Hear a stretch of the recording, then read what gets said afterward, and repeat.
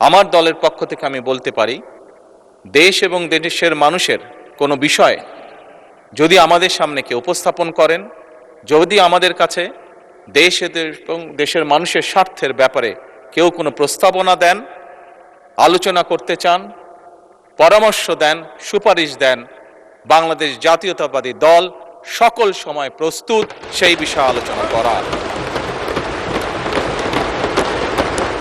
সেটি আমরা যে অবস্থানেই থাকি না কেন, সকল সময় আমরা সেই প্রস্তাব গ্রহণ করতে, সেই প্রস্তাবে আলোচনা করতে আমরা রাজি আছি।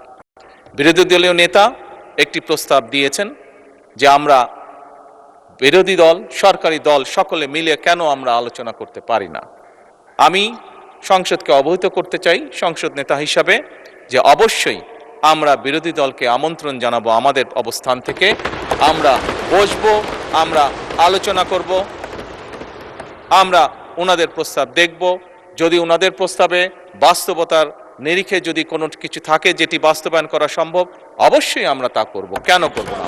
কারণ আমরা যে অবস্থানেই, যে এই ফ্লোরের যেদিকেই বসি না কেন, বাংলাদেশের মানুষ আমাদেরকে এখানে পাঠিয়েছে তাদের স্বার্থ দেখার জন্য।